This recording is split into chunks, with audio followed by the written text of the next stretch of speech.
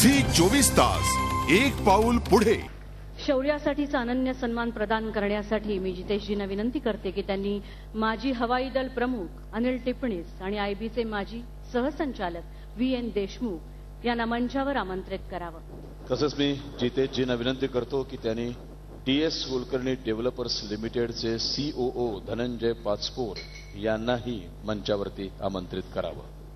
शौर्यासाठीचा अनन्य सन्मान दिला जातोय निसर्गमित्र पनवेल यांना. याचे श्री कुमार ठाकूर आणि त्यांची रेस्क्यू टीम मधील सहकारी यांना मी विनंती करते की त्यांनी मंचावरती यावं.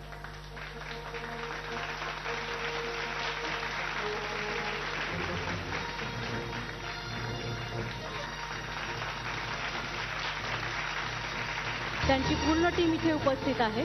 कृपया त्यांनी मंचावरती यावं. निसर्गमित्र पनवेल यांच्या कार्यावर एक नजर टाकूया.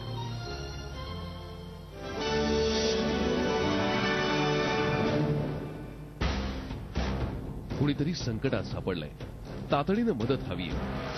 सुटकेसाठी धावपळ करतायत पनवेलचे निसर्गमित्र हे सेवाभावी कार्य करते.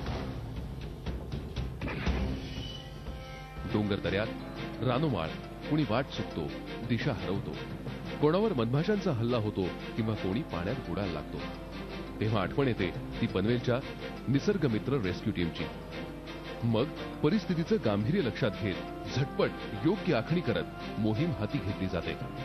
संकटाचा वेध घेतला जातो, मदतीचा हात संकटग्रस्तापर्यंत पोहोचतो आणि मग मिळतो दिलासा. गेली 24 वर्ष ठाणे, कर्जत, पनवेल, माथेरान या भागात अहोरात्र हे काम सुरू आहे. अडचणी येतात, पण त्यावर जिद्दीनं मात केली जाते. कधी स्थानिकांचा विरोध होतो, त्यांना समजावून मदत कार्यात सहभागी करून घेतलं जातं. मोहीम फत्ते झाली की कधी पोलीस पाठीवर कौतुकाची थाप टाकतात, कधी स्थानिक रहिवाशांच्या चेहऱ्यावर समाधानाचं हसू फुलतं. ऊन, वादळ, वारा, पाऊस झेलत निसर्गमित्र पनवेलचं काम सुरूच आहे. निसर्गमित्रच्या या साहसाचा गौरव होतोय अनन्य सन्मानाच्या रूपानं.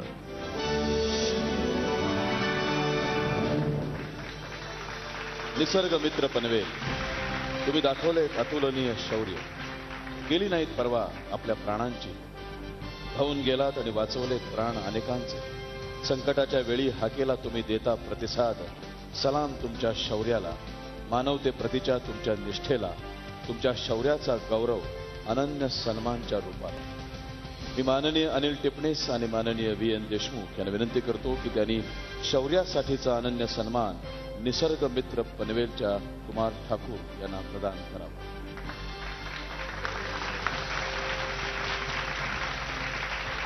मी धनंजय पाचपोर यांना विनंती करते की त्यांनी निसर्गमित्रला मानपत्र प्रदान करावं. तसंच निसर्गमित्र पनवेल यांना शुभीघीच्या वतीनं गिफ्ट हॅम्पर आणि संस्कार ग्रुप तर्फे ज्ञानेश्वरी सुद्धा प्रदान करण्याची जितेश राजदेव यांना मी विनंती करतो. कुमारजी ठाकूर, आपलं मनोगत थोडक्यात व्यक्त करावं. खरं म्हणजे गेली 25 वर्ष ही संस्था डोंगर दऱ्यांमध्ये काम करते आणि ही कामं करत असताना कधीही असं वाटलं नव्हतं की अशा प्रकारच्या पुरस्काराला आम्हाला सामोरं जावं लागेल. परंतु या पुरस्काराचे मानकरी मी मुद्दाम सगळ्यांना इथे बोलवला कारण ही टीम इव्हेंट आहे आणि इथे आता 3 पिढ्या आहेत की आमची मुलं, आई वडील आणि आमचे आई बाबा पण निसर्गमित्राचं हे कार्य करतायत आणि या 27 वर्षामध्ये प्रथमच असा पुरस्कार आम्हाला मिळालेला आहे आणि तो G24 तासमुळे मिळालेला आहे आणि आमचं कार्य हे जगभर पोहोचलेलं आहे. त्याबद्दल G24 तासचे मनपूर्वक आभार. मी माननीय अनिल टिपणीस यांना विनंती करते की त्यांनी 2 शब्द बोलावे. नमस्कार. शूरता ही फक्त रणभूमीवरतीच दाखवली जात नाही.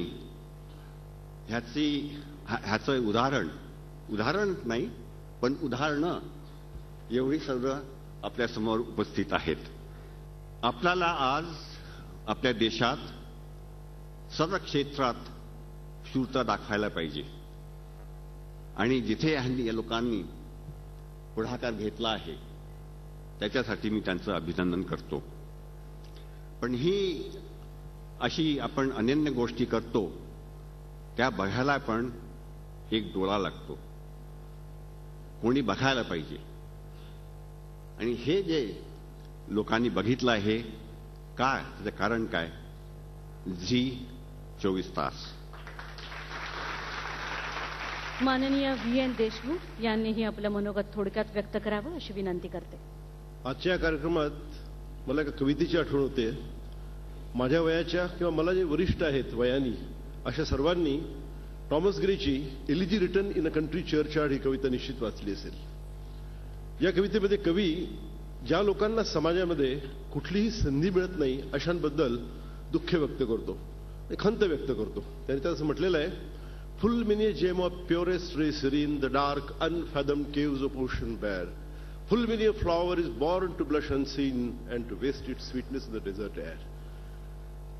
टॉमस ग्रेने ज्या ठिकाणी सोडलं त्या ठिकाणी आमच्या लोकांनी हे उचलून धरलंय आणि झी 24 तासनी उचलून धरलेलं आहे. अशा ज्यांना संधी मिळत नाही त्यांना संधी मिळवून देणाऱ्या लोकांचा सत्कार करून त्यांनी एक वेगळं पर्व घडवलेलं आहे आणि यासाठी मी झी 24 तासचं मनपूर्वक अभिनंदन करतो.